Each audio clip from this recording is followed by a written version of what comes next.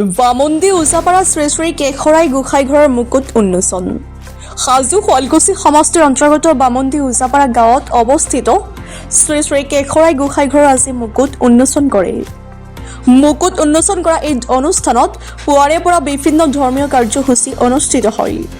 তাৰ উপৰিও মহিলাসকলে নাম পৰিৱেশন কৰে। এই উন্মোচনী সভাত মুখ্য অতিথি হিচাপে উপস্থিত থাকে হাজো শুৱালকুছি সমষ্টিৰ বিশিষ্ট সমাজকৰ্মী শ্ৰীহাটী নিবাসী হেমন্ত কলিতা, বকো সমষ্টিৰ বিধায়িকা নন্দিতা দাসসহ ধৰ্মপ্ৰাণ ৰাইজ। হাজো শুৱালকুছিৰ পৰা আদিল আহমেদৰ ৰিপৰ্ট, ডিজিটেল আছাম লাইভ।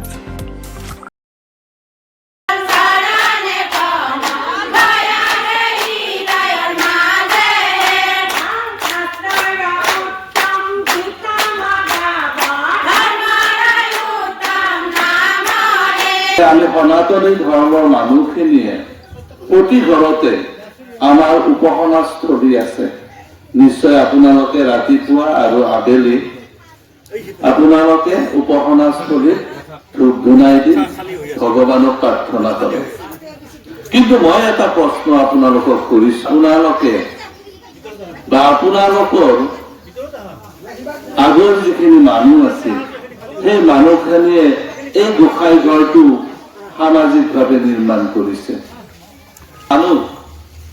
আমি জীৱশ্ৰেষ্ঠ মানুহ, আমি সামাজিকভাৱে বাস কৰি ধৰ্মীয় চিন্তাধাৰাও কৰিব লাগিব।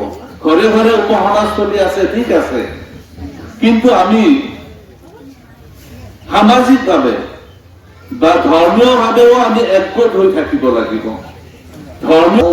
তেতিয়াহ'লে আমাৰ মাজত থকা যিখিনি মিলাদ প্ৰীতি, আমাৰ মাজত থকা যিখিনি ভাতৃত্বভাৱ, এই ভাতৃত্বভাৱৰ অৱনতি ঘটিব বুলি মই ভাবো। এই গোসাঁই ঘৰ প্ৰতিষ্ঠা কৰিলেই নহ'ব বা ঘৰত আমি ধৰ্মীয় চিন্তাধাৰা কৰিলেই নহ'ব, আমাৰ ভাতৃত্বভাৱটো আমি অটুট ৰাখিব পাৰিব লাগিব। আজি এটা বামুন্দি অঞ্চল লগতে উজাপাৰাবাসীৰ কাৰণে এটা খুব ভাল দিন আৰু মোৰ কাৰণেও এটা ভাল দিন।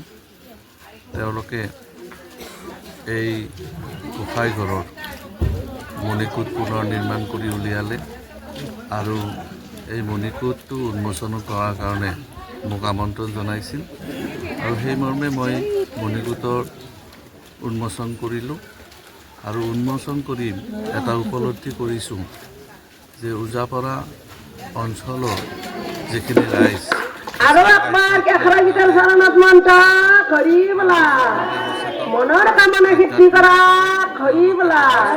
অ ৰাম অ হৰি কেশৰাই গীতৰ চৰণত মন্ত্ৰ। আৰু তেতিয়াই মই অনুমান কৰিছোঁ যে অতীতৰ পৰাই ইয়াতে বাস কৰা মানুহবিলাক সঁচাই আধ্যাত্মিকভাৱে সচেতন আৰু সাংস্কৃতিকভাৱেও সচেতন বুলি মই আগতেও অনুমান কৰিছোঁ। কিন্তু দিনত মই সহায় আগবঢ়াম বুলি মই অলৰেডি কৰ্তৃপক্ষৰ লগত কথা পাতিছোঁ।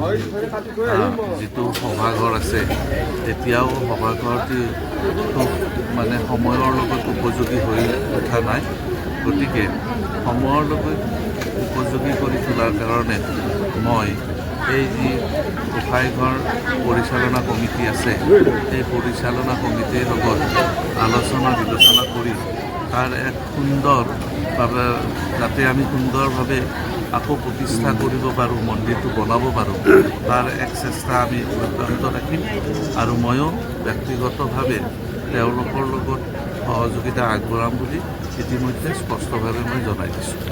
আমি আজি বহুত বছৰৰ পৰা এই মন্দিৰটো ভাঙা চিঙা হৈ আছিলে। আমাৰ প্ৰথম অসম চৰকাৰৰ পৰা অসম দৰ্শনৰ স্কিমত 3 লাখ টকা দিছিলে, কিন্তু সেই 3 লাখ টকাই দি আমাৰ আধাও কাম নহয়। সেইকাৰণে আমি গোটেইখিনি মানুহ লগ লাগি দান দক্ষিণাত তুলি মন্দিৰটো এতিয়া আমি আৰু থিয় কৰাইছোঁ।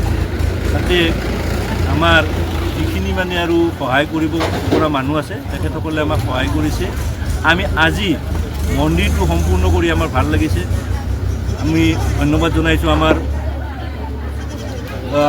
অসম চৰকাৰৰ হিমন্ত বিশ্ব শৰ্মা ডাঙৰীয়াক আৰু আমাৰ বিধায়িকা সুমন ভৰিপিয়া ডাঙৰীয়াকো আমি ধন্যবাদ জনাইছোঁ। তেখেতৰ প্ৰচেষ্টাত আমাৰ এই মন্দিৰটো এতিয়া থিয় হৈ উঠিলে। তেখেত এই মন্দিৰটো আমি জন্ম নোপোৱা আটা পিতা মানে আৰু কেতিয়া মানে আৰু বনাইছিল আমি গম নাপাওঁ। ভাঙি ছিঙি গৈছে বস্তুটো, এতিয়া মন্দিৰটো থিয় কৰালোঁ।